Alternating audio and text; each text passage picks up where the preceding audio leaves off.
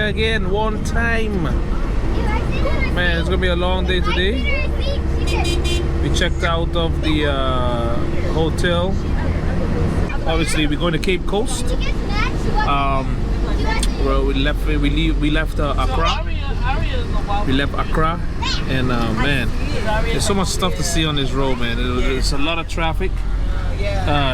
Traffic lights are not working, and when I tell you, everybody is a hustler over here, man. Everybody's selling everything, anything that you want. People are selling on the road, on the street. Supposedly, this place that we're going, it's a hut. The ocean is right there. You can hear the ocean, you hear the breeze. We'll be there for 2 days. And then after we finish there, we'll be going, spending our remainder time in Kumasi. We are working on going to a safari where the wild animals are in the wild habitat. When's the last time you seen something like that? Huh? In the wild habitat.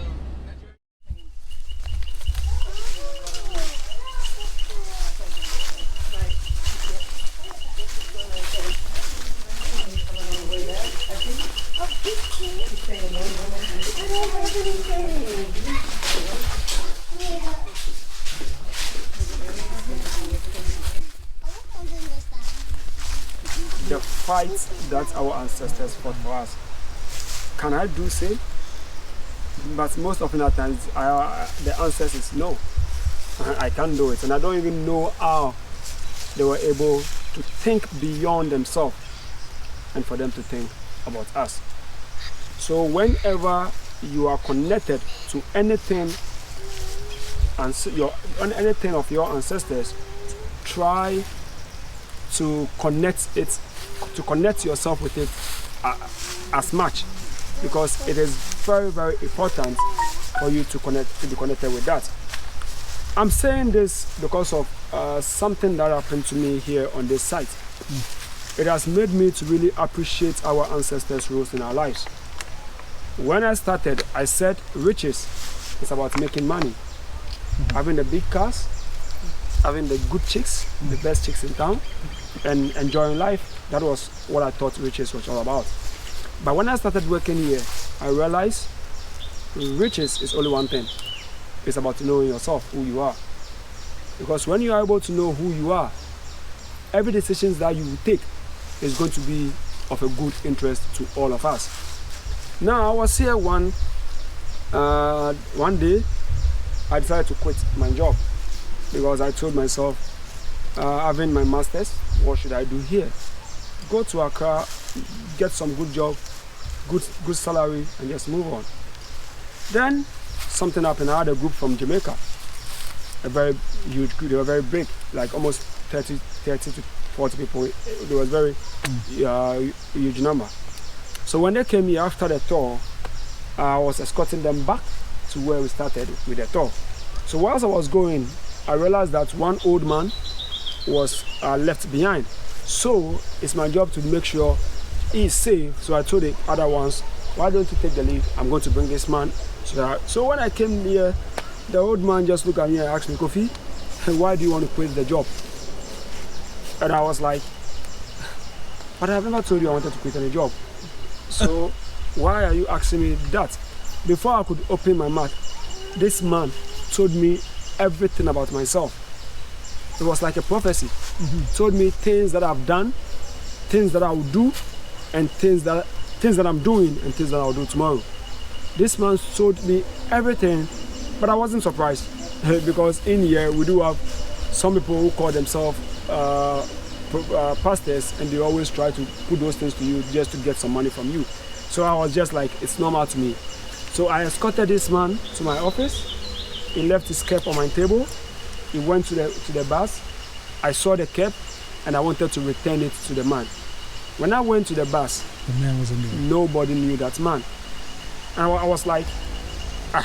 So I came back to my subordinates. Then I asked them, when I was coming through the gate, you saw me with somebody? They started laughing at me. So I said, why are you laughing? They said they saw me speaking to myself. I said, no, I wasn't speaking to myself. This is the evidence. I wasn't speaking. They said, so that's why they were laughing at me. And I said, wow. So I started having dreams about myself. And one day I had a dream like a story, and I love this story. I always want to share this story. It's about us. Listen to it very well. This story is about us. I was just walking along the stretch. The place wasn't like that. It was like an ocean. So I was walking. I was walking on the shores. Then I met 7 grown-up men.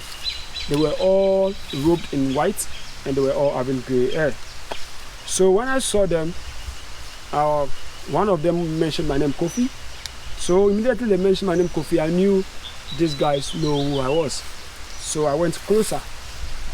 Then one man asked me, can I tell them what our ancestors were fighting to overcome all this while? I said, I don't know. He told me one thing. He said, the white man's power is in material things, but our power is from the spiritual realms. We were fighting for one thing, for the chains and shackles to be off us, because that was the only thing the white man was having against us. That was their strength, just to chain us. That was their strength. So the second one told us we fought 24/7. We never know peace, we never know rest. We fought until the chains and shackles that was their power on us were taken off us.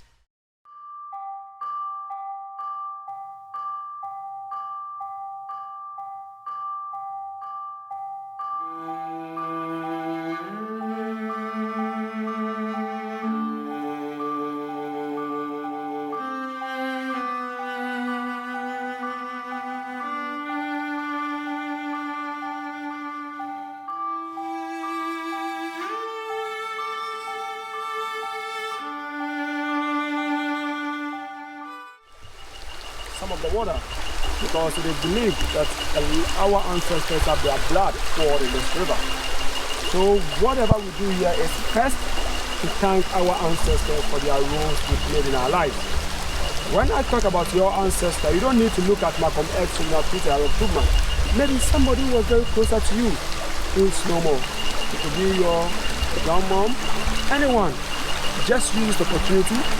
So maybe you can tell or him how much you loved him before, by using this opportunity to tell him. So you fetch this river and everybody just come, right? Okay? He's giving you, he's adding you the 5 I gave earlier. 25 for everybody. You want some, okay? Yeah, quite yes. Bye. Blessings. You happy? Blessings. Bye. Happy New Year. Happy New Year to you Happy too. birthday.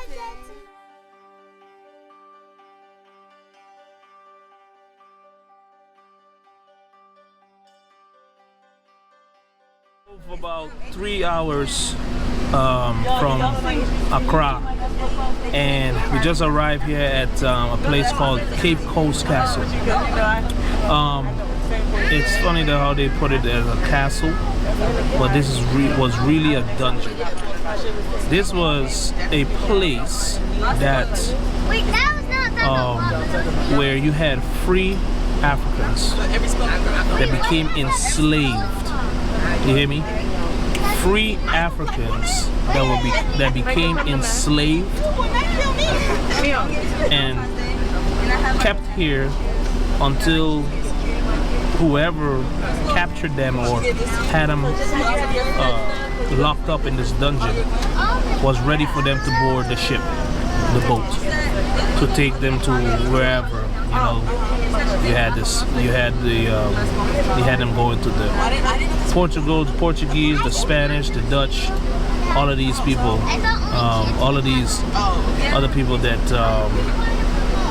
you know, they were ready to accept slaves. So it's really hard to talk about stuff like that, because just imagine you minding your business, doing what you do on an everyday basis, and they come and get you and put you in the dungeon.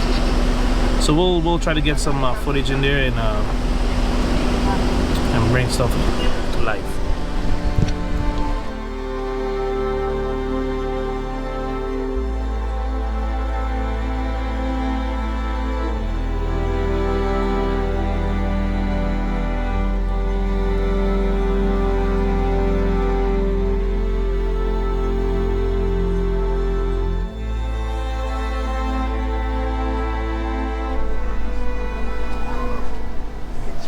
Very good.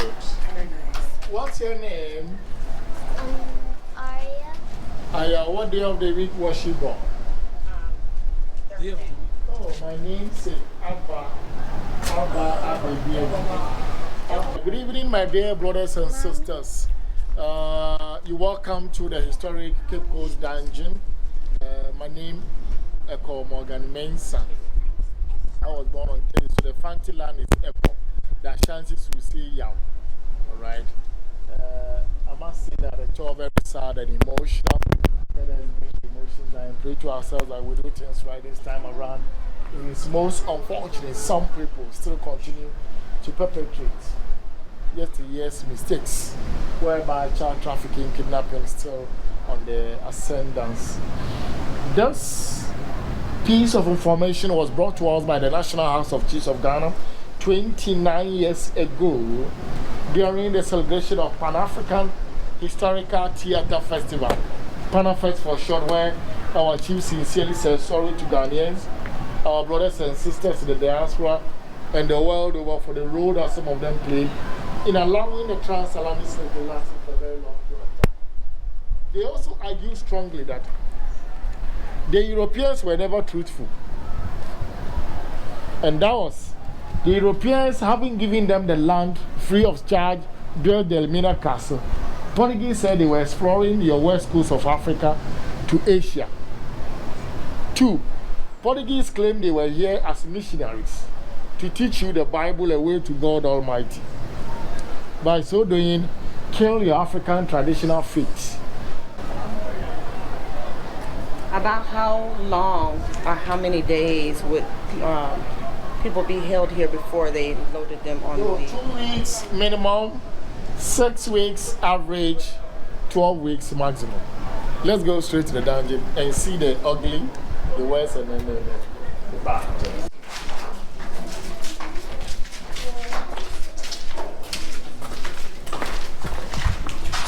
What day of the week were you born? Day? Later you Google your date of birth and you get a day. I need a day, not a year. And then I will give you another day.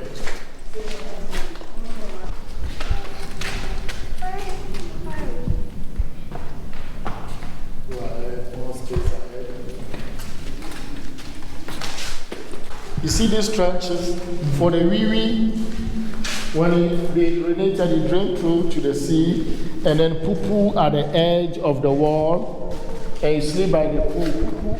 Sometimes we're told accumulated to this height. So you put there, you sleep by it overnight. Now lights off, phone lights off, and let's get a real. But I'm very close to you. It is not easy to. What I want you to do is get closer to the walls, touch any part of the wall, and say a word or two to the ancestors. Let us recognize them, appreciate them, and say thank you. Say thank you, my ancestors, for making me who I am. Thank you, ancestors. Because we survived the journey.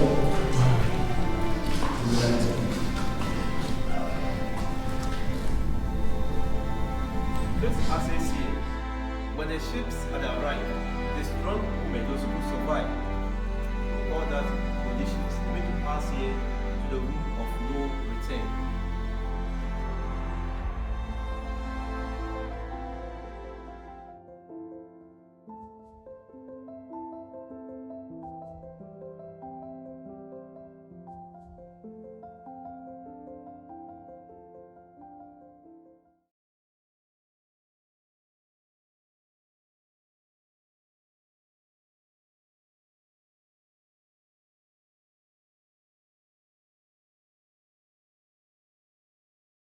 I go, I got that,